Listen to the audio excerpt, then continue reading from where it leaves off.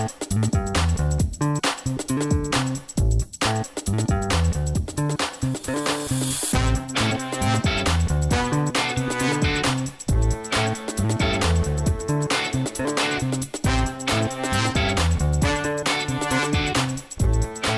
everyone. Thank you for tuning in to the Postmodern Realities podcast, brought to you by the Christian Research Institute and the Christian Research Journal. I'm Melanie Cogdill, managing editor of the Christian Research Journal. It's February 2025, and this is episode 431.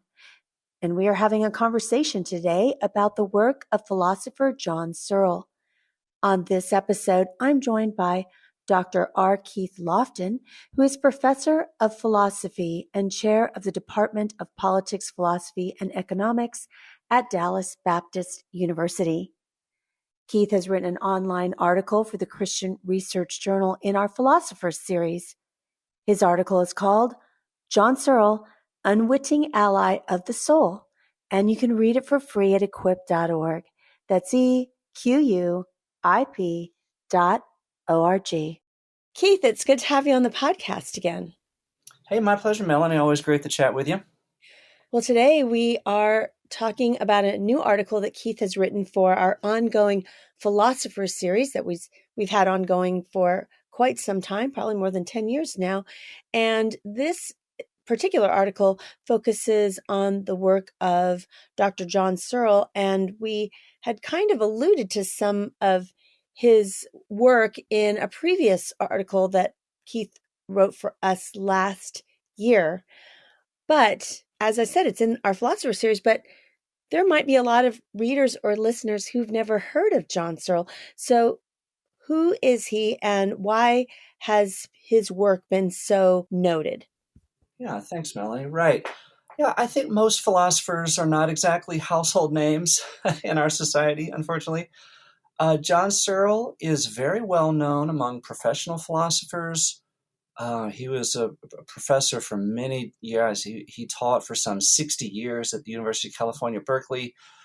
But I think Searle is largely unknown to most of our listeners, unless they've done really advanced study in specifically the philosophy of mind, which is Searle's main area of specialization. Other philosophers are more well known, I think, to our listeners in virtue of having written broadside attacks on the faith or Christian beliefs that would sort of put them on Christians' radar. But John Searle has not, to my knowledge, written anything along those lines, and so I think is largely well known. Searle, he was born in 1932, and as I say, taught philosophy for 6 decades at UC Berkeley. There was for a time there at UC Berkeley the John Searle Center for Social Ontology. But about 5 or 6 years ago, Searle's career at UC Berkeley ended under a cloud in the wake of accusations of misconduct and relating to students and workers. And I think for that reason, the center at Berkeley was discontinued. But during his career, Searle published many scholarly books, I think over a dozen, and dozens of articles in professional academic journals. He had done his undergrad and graduate degrees in philosophy at the University of Oxford, very prestigious. He received a handful of honorary doctorates from universities around the world. He, in 2004, was a recipient of the National Humanities Medal awarded by the National Endowment for Humanities, among other honors. His work is focused on 2 main areas of specialty, the philosophy of language, but also, and more especially, I think, the philosophy of mind. And it's his work on the philosophy of mind and consciousness that I think are of particular interest to a Christian audience interested in philosophy. So, as I mentioned a moment ago, that you wrote an article for us last year about consciousness and AI in particular, as well as the Christian doctrine of Imago Dei. And in that article, you mentioned Dr. Searle's Chinese room argument, but you don't refer to that in this particular article. So can you briefly summarize what that argument is? Right, yeah, I really enjoyed writing that article for you guys, Consciousness, AI, and the Imago Dei. I think I find his argument, the Chinese room argument, so interesting and clever, but also compelling. In brief, Searle's Chinese room argument is an argument that attempts to prove that artificial intelligence, despite its very impressive capabilities, nevertheless cannot reproduce, or as people would say, cannot have consciousness. And sort of set the stage to grasp how AI works. Searle would have us think in terms of three basic steps. There's input that goes into, secondly, the relevant programming algorithm, plus, if you like, enormous data, which we know, especially generative AI, just these large language models, has massive data. And then thirdly, there is the output. So it's input, programming plus data, then output.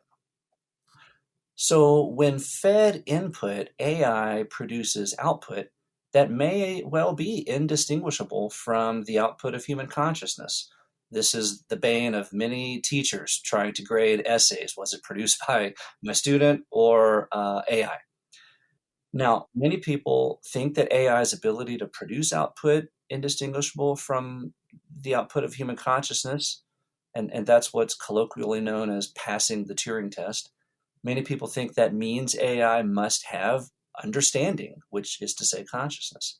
But Searle argues, and I find it persuasive, that the input programming output model just cannot establish understanding. So no matter how sophisticated the programming may be, simply functioning in a certain way just isn't identical to understanding. AI can manipulate and mimic syntax. In fact, can do it a lot faster than I can. I can't write an essay in 10 minutes. But despite that, it must be remembered that syntax alone has literally no meaning. In order to understand the sort of the distinctive feature of genuine consciousness, something must be able to think about the meaning of the symbols. And this is what Searle calls semantic understanding. And that is not accomplishable merely through complicated syntactical operations. And he's got a great thought experiment called the Chinese room that he uses to convey the premises of that argument I've just given a thumbnail sketch for. But I just invite readers to check out the previous article. I think it's just a quick link embedded in this article, and so readers can, I think, find it pretty easy. So one thing that we've talked a lot about on this podcast is, worldview, and all of us have a worldview on everything. I think that we might not think that we do, but we do, whether even as Christians, it's informed by biblical truth or not, and so people having worldviews includes philosophers like Searle, scientists, historians. And speaking about AI and historians, I'm in the midst of reading a new book by Yuval Noah Harari called Nexus. And for sure, his worldview as a historian is quite evident and quite biased against all religion, particularly Christianity. And actually, that book is about AI, so it's kind of fascinating as to some of his theses in there. But so, we have our worldview, and it informs our presuppositions, our thoughts, and in the case of philosophers, their writings and their work. So can you kind of summarize for us what John Searle's worldview is? Yeah, I think you're right about the impactful role that a person's worldview has in informing the beliefs they'll take seriously, the theories they'll consider to be live options. The Nexus volume does sound interesting. So Searle is, to be sure, a thoroughgoing scientific naturalist. Readers of your journal will probably be familiar with naturalism, generic naturalism. A scientific naturalism, in brief, is a worldview that basically says that the universe, which is a catch-all term to refer to everything that exists, is entirely accessible to the natural sciences. So there's nothing in existence which can't be got to by the natural sciences. The only real, or maybe the very best kind of knowledge in our universe is scientific knowledge. I think readers need not look terribly far to find evidence that that's a pretty dominant view in our society today. So according to scientific naturalism, like Searle's, everything, the history of the universe, the apparent fine tuning, the nature of morality, the nature of consciousness, all of these things will be explained at some point, or at the very least justified by science. So science is sort of the gold standard when it comes to knowledge. There can be no appeal to God or angelic activity or just non-physical stuff, what philosophers call substance, in explaining the nature of reality. And so for Searle, this commitment to scientific naturalism factors pretty prominently in the way that he understands the human person.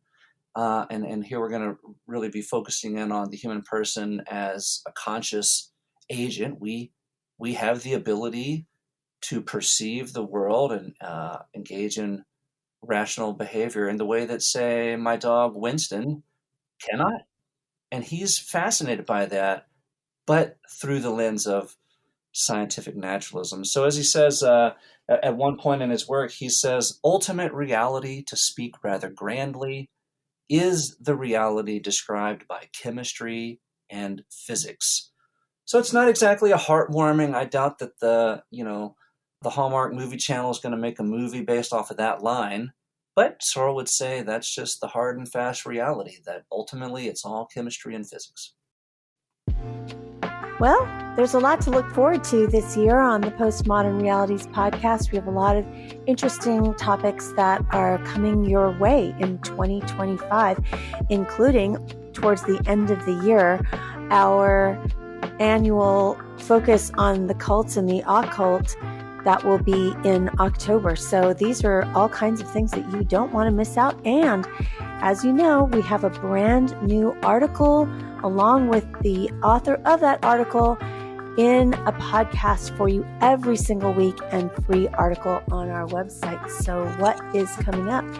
We actually have an article coming up on atheism and happiness, and we look at the documentary film, Am I a Racist?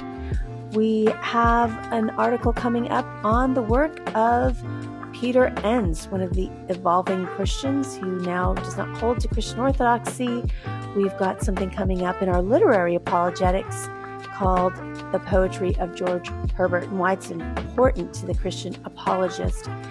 We also take a look at trauma and therapy in Christianity later this spring. So there are so many interesting topics coming up, including, of course, the big blockbuster tentpole movies that are coming out this summer. And we have another one coming out in the Jurassic Park series, of course, DC Superman Legacy, and we won't want to miss Marvel. We haven't covered Marvel in years, and the Fantastic Four is coming out, as well as more literary apologetics and all kinds of other helpful things for you, both culturally and just classical apologetics. We want to take a look at what's happening with Gen Z. Lisa Cooper, who's been a regular writer for us, has done some research on Gen Z and their religious belief, and particularly young women who are leaving the church at a higher rate than young men and deconverting. What is going on with that? You won't want to miss out on our take about Severance. Season 2, it's finally here, so we're going to cover that as well. So you'll want to stay tuned, and we would like your help. Please do all the things, rate, review, and tell people about this podcast, whether you share something on your social media account or simply tell a friend or text a link to a friend. Just get the word out about the Postmodern Realities podcast, because we are here to equip you and to equip the Christian church to know what they believe and why they believe it, and how they can use various different topics as springboards to be able to share the gospel. Well, thank you for all of your support for the work of the Christian Research Journal and our podcast. And now back to my conversation in our Philosopher series with Keith Lofton and philosopher John Searle. We were just talking about John Searle's worldview that is rooted in scientific naturalism. So based on that, I would assume that he is not a fan of religion.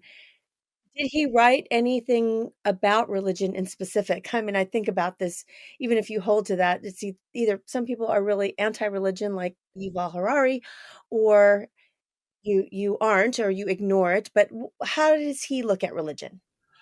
Yeah, you're right. He's not a big fan of religion, but I will say that he isn't. There have been some naturalists.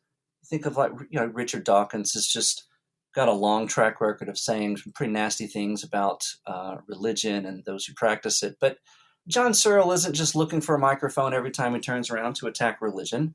But nevertheless, he does allude to religion from time to time. I'm not familiar with any, sort of article or book length attack on theism or anything like that.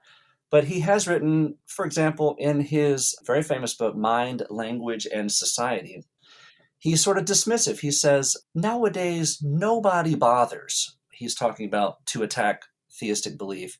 Nobody bothers. And it's considered in slightly bad taste to even raise the question of God's existence. He goes on to say that matters of religion are like matters of sexual preference. They're not to be discussed in public. And even the abstract questions are discussed only by bores. He's elsewhere takes sort of a snooty, I think a little bit of an arrogant stance. He talks in terms of the educated people of society know better than to bother, this in childish considerations like religious believers do. But what I find interesting, if I could just continue on this, although he's pretty condescending, nevertheless, fellow naturalist, atheist, who we know that Searle respects, he quotes, for example, Thomas Nagel, a contemporary who also wrote in the same areas that Searle did. Thomas Nagel says, quote, I want atheism to be true and am made uneasy by the fact that some of the most intelligent and well-informed people I know are religious believers. In the article, I quote also Quentin Smith, who's now passed away, but Quentin Smith's incredibly well-respected philosopher. And he talks about not the slow disappearance of religious belief, but instead its prominence and growth in, of all places, philosophy departments since the 1960s. And so I'm not sure, Searle, maybe because of his dismissive stance, hasn't really kept up with work in the philosophy of religion and in metaphysics.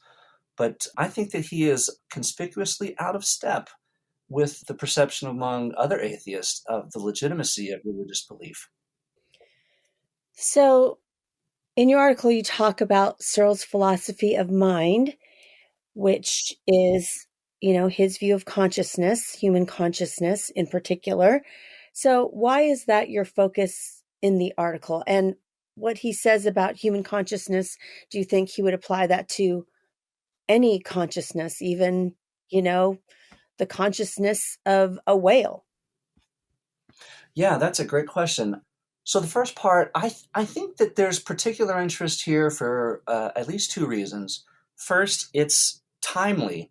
I mean, you can't go anywhere without hearing conversation about artificial intelligence and overwhelmingly generative AI, because that's been so widely appealing to many in the general public. And for the first part, I think Searle's arguments, not just the Chinese room argument, but inclusive of that, but his arguments regarding the nature of consciousness generally, I think are relevant because AI has sort of invited the philosophy of mind into the limelight. So, as once, it's timely. Secondly, I think that Searle's work on consciousness is so interesting because Searle is almost alone in occupying a sort of a strange and, it seems to me, uncomfortable middle ground between general naturalist on the one hand. He identifies as part of that camp, but definitely has pitched his tent well on the outskirts of the naturalist camp when it comes to consciousness. And on the other hand, he is in that sort of odd no man's land between the naturalist and dualist, where Christians are long encamped in the dualist area. We believe that the human being comprises in some way a physical body and distinctly a non-physical substance, our mind, our soul. Searle doesn't want to enter the dualist camp, but he is conspicuously out of step with his fellow naturalists who would reduce consciousness to exactly the material. And Searle, as I say, really isn't comfortable with that. And so it makes him really interesting as a thinker. Oh, and the other part, I think I'm not aware that he's talked about consciousness in non human life. I don't want to put words in his mouth. I think Christians can be comfortable talking about consciousness, say, of a whale or again of my dog Winston, but it is not identical to human consciousness. I think we should think of a gradated spectrum, a scale of consciousness where capacity increases as you slide up the scale to human personal souls. This is not a conversation for this podcast, but it's interesting that evolution can't really explain consciousness, not even consciousness of a dog or a whale. And then also, and it completely, also not for this conversation, but it's fascinating to me that one of Harari's theses is that, yes, AI will never be conscious. It can't be conscious, but it can be very dangerous because it can mimic certain things that can cause human agents to act in a very bad way. Right. I think that's right. So that was kind of fascinating. It can actually make decisions based on the inputs that it has, not because it's conscious, but because it's been had all these various different inputs, and it then could mimic human decisions and other things which could affect humans. But that's a different conversation. He has a fascinating thesis, nonetheless.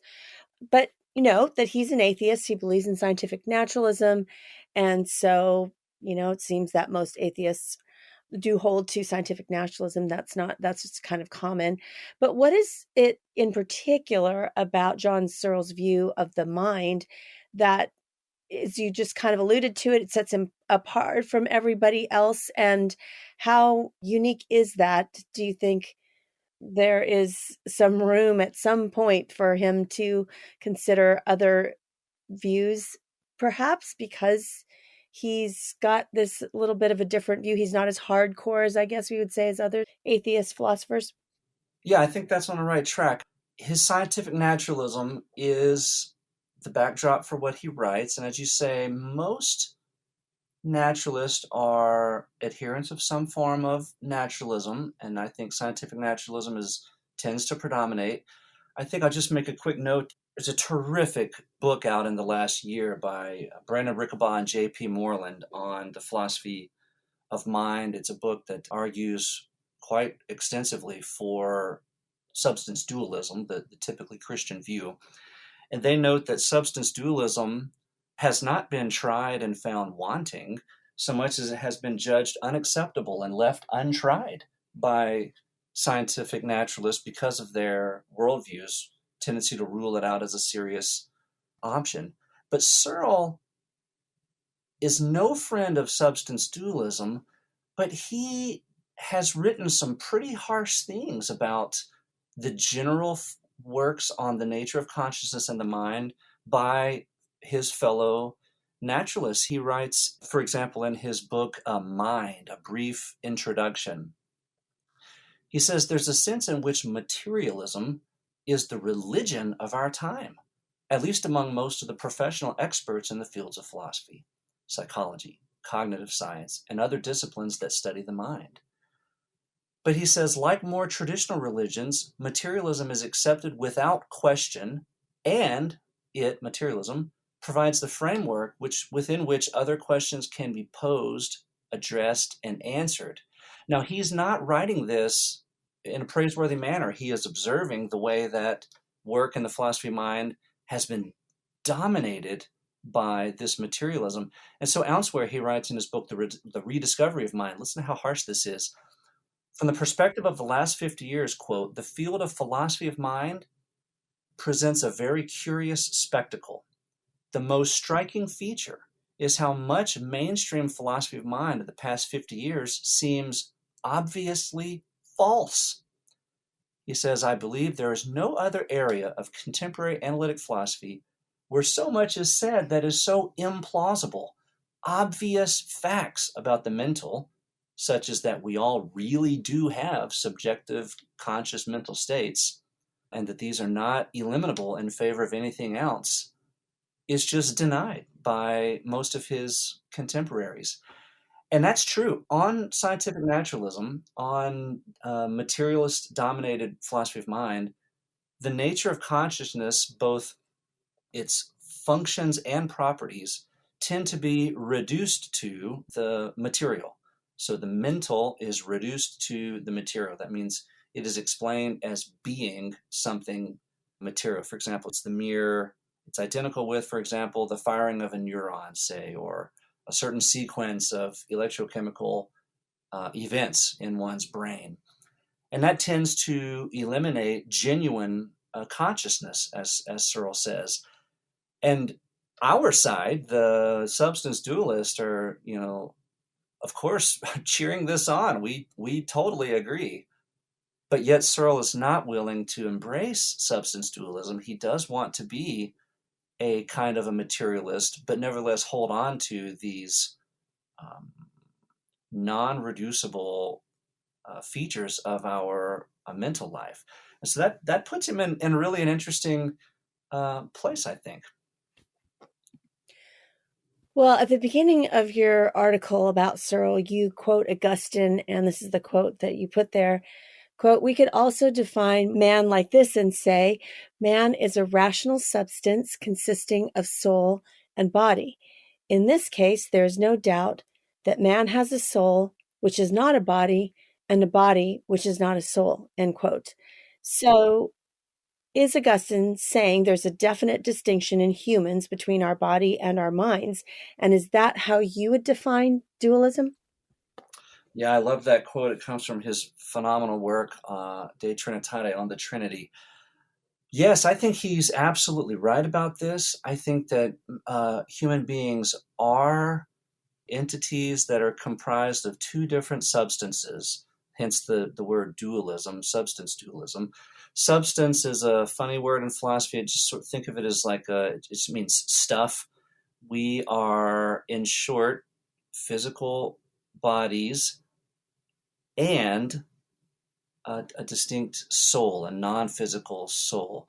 This, as Paul puts it in his letter to the Corinthians, we humans are come apartable. We aren't meant to be separated from our bodies, but we can be. This explains the continuity of identity. This explains the nature of consciousness and so forth. It's connected, as I wrote in the previous article, to our being created in God's image. It's not that our bodies are worthless or nasty things anchoring us to the physical reality here below. That's Gnosticism. That's, I think, a heresy. But it is nevertheless true that it's metaphysically possible for us to be separated from our bodies. Hence, many of the things Paul says about, for example, being absent from the body but present with the Lord, for example, are coherent. So this is undesirable. It's not good. He refers to it as a state of nakedness when we are apart from our bodies. It's not desirable, but it is nevertheless metaphysically possible. And that goes to the core of answering the question substantially, what is a human? So yes, I am in agreement with the quote from Augustine there, but John Searle is most emphatically not in agreement with it. There are some Christians who would not be comfortable with what Searle has said. These are the so-called Christian physicalists. They can read about them online. I edited a book a few years ago with a colleague, Joshua Ferris, called Christian Physicalism, ? Because we are not convinced that the belief that Augustine is wrong and that physicalism is true. We're not convinced that that's compatible with many Christian doctrines. And so we spend that book going doctrine by doctrine, trying to demonstrate the incompatibility of that view. So, you've mentioned in this podcast that John Searle is, not really in step with the majority of naturalists because of his belief in non-material conscious states. But you also said that he believes that everything that exists is material. So if he believes in a non-material conscious state, then Does that really mean he would agree with Augustine that he's really a dualist? it's, a, it's a great question. It's a question that I can't shake myself when it comes to his thoughts. So let me back up and get a running start to this, because I think this is a really key point for readers to pick up on. And so I said a moment ago that Searle insists that we have what he calls genuine conscious states.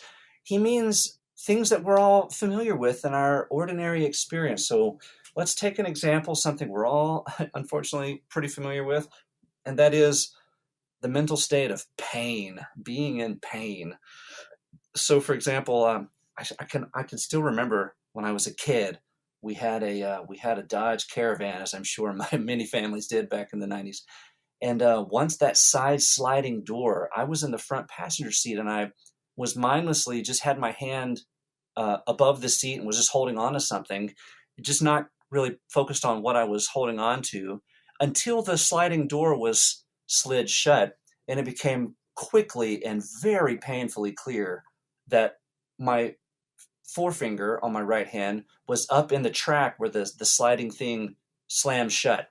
And oh my goodness, it hurt so bad. And I experienced the sensation of being in pain so vividly, I can still remember it.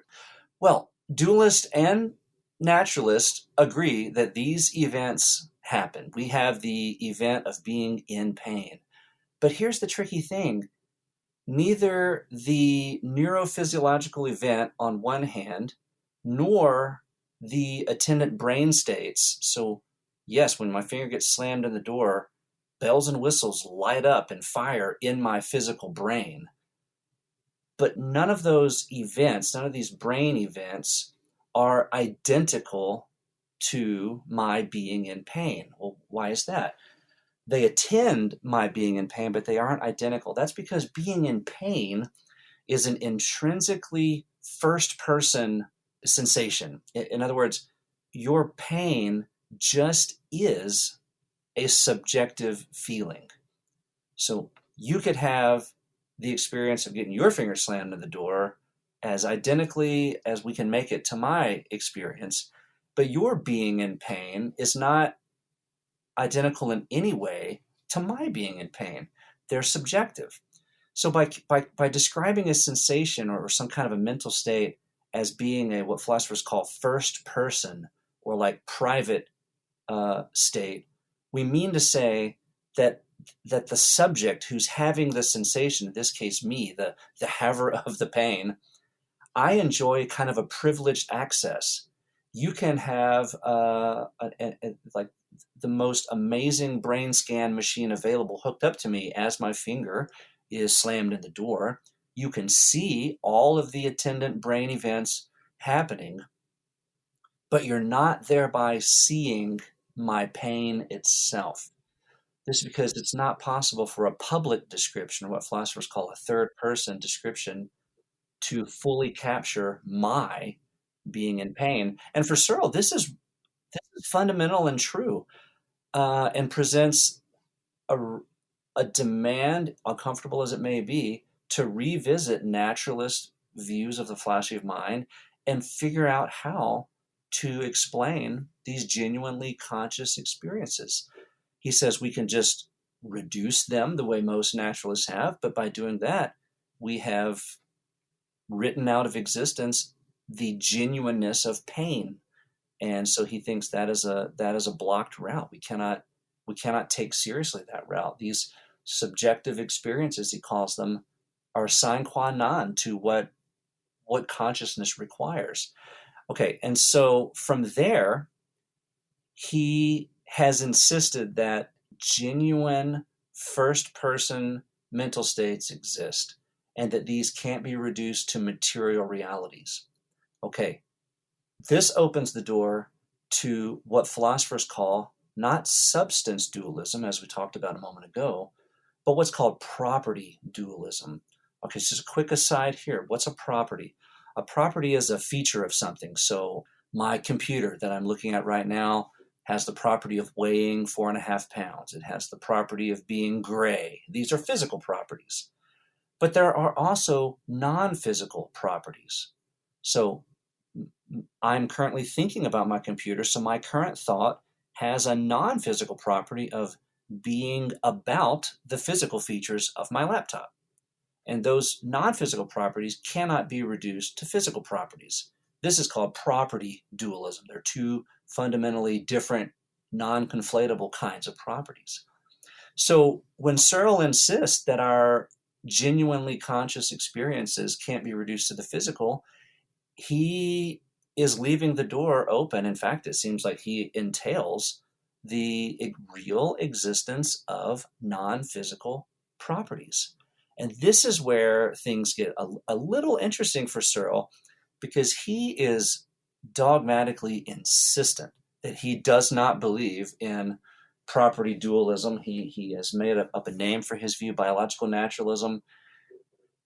But it does seem to me that he cannot get around this reality that he has very successfully carved out and defended space for non-physical properties, which does seem to be uncomfortable in its situatedness against his scientific naturalist worldview. And this is what makes him, as I titled the article, kind of an unwitting or unintentional ally of substance dualism. He is defending one of the basic beliefs of a substance dualist without any intention whatever of helping substance dualists at all. So, I just want to ask you, because I'm sure some people are going to think this conversation was a little bit heady. They have to think about what we were saying. Why should Christians care about his work? Why should Christians care about the philosophy of mind? It just sounds like some esoteric field of study, by academics that has no bearing on their everyday life. Well, I am just shocked anyone would think that. No, having taught philosophy now for many years at the university, I am familiar with the glazed eye look. It's not always easy to see the relevance of the subtler parts of philosophy, and philosophy of mind certainly tends to dwell there. I remember coming home from college and grad school to see my family over Thanksgiving break, and there's the inevitable, well, what are you working on? And you explain something like this, and you can just see the oh my gosh, I'm so sorry I asked look on on otherwise loving faces. Um, yeah, I think this really does matter in a few ways that I hope that Christians will consider taking seriously, even if they realize it would take some work to get through it. First of all, it goes fundamentally straight to the question of what am I? What sort of a critter am I? And that is relevant to Christians because whatever you are, you are a human being created by God for reasons. You have the parts of you that you have because God saw fit and indeed declared good that you have them. This goes to, of course, as we mentioned earlier, the question of if I am what I am in virtue of God's good creative activity, and I am created in the image of God, then what does that mean? I mean, the history of Christianity is just filled, as we mentioned with the Augustine article, quote before, is filled with Christians taking very seriously the question, what is a human being? Both because we ought to want to know, because God did it and declared it good, but also we're going to have a tough time getting our heads around what am I for? What am I to do on earth if we don't first know what we are? And so this is, I think, both intrinsically important and instrumentally important in keeping with figuring out the next steps of what is my vocation? What am I capable of? Plus, it's just really interesting once you get into it. I do think it's important for Christians to know this because of the fact that we are Christians and we believe the Bible is authoritative and true, and that, we were created to have a relationship with God. And if that is true, what does it mean for people who don't believe that they have a soul, that are just, a meat suit, so to speak? So I just think this is very important, and this should motivate us to think about evangelism and, just other things that are very important for the Christian life, and to let people know who God is and why they were created and why they exist. Right. Right. I think that's right. If we are created, and that this is in part, this is, let me say, a feature of being created in the image of God, our being rational and having conscious states, then I think that being in intellectual neutral, or just sort of taking a dismissive stance toward thinking hard about reality, Christians really ought to have pause. Because if we're created to be rational, then it may be that the option has not been left open to us to just be intellectually lazy. It may be that God is glorified and honored by our just thinking really hard about things that matter. I think this is not too far off of what is included in Romans 12:1. And I also think, as we have conversations as Christian apologists with other people, specifically if they hold to scientific naturalism, it does matter, because right now in our culture, everyone cares about identity. Really, they do. Who are they? What defines them? What does it mean to be human? I think that's bigger now than it has been perhaps in the past, just in terms of popular culture and our society, at least in the West. So I do think these are things that we need to grapple with and think about, especially in light of Christian apologetics. Well, on a much lighter note, I have a fun question for Keith. Keith, All right. the year has just started. So as you think, when you come to December at the end of this year, what is a word that you hope would have been true and describe your year in 2025? Boy, that's a good question. I think this the word that comes to mind, as Paul writes in Colossians, it's just excellence. As a father, as a husband, as a scholar and a teacher, as short as I fall of this goal, I think year after year, I really just want to strive for really genuine excellence in each thing that I undertake, which is so hard. Certainly, I'm not able to do that on my own. I need and depend on the Lord for each step I manage in the direction of excellence. I need the support of the Christian community, great colleagues who are like-minded here at DBU to help me, a family that supports. But I really do want to strive to be excellent in 2025. Well, that is a very good word. So thank you, Keith, for being a guest again on the Postmodern Realities podcast. Yeah, my pleasure. You've been listening to episode 431 of the Postmodern Realities podcast, and today's guest was Dr. Keith Lofton. He has written an article for the Christian Research Journal for our ongoing Philosophers series. His article is called John Searle, Unwitting Ally of the Soul, and you can read it for free at equip.org. That's EQUIP.org. You won't want to miss out on subscribing to the other podcasts from the Christian Research Institute.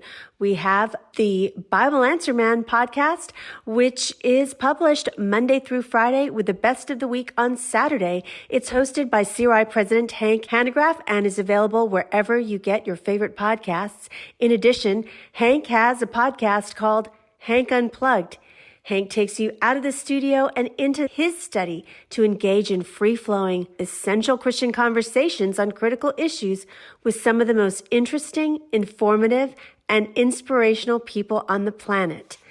And you won't want to miss out on the brand new podcast from the Christian Research Journal. Christian Research Journal Reads presents audio versions of Christian Research Journal articles.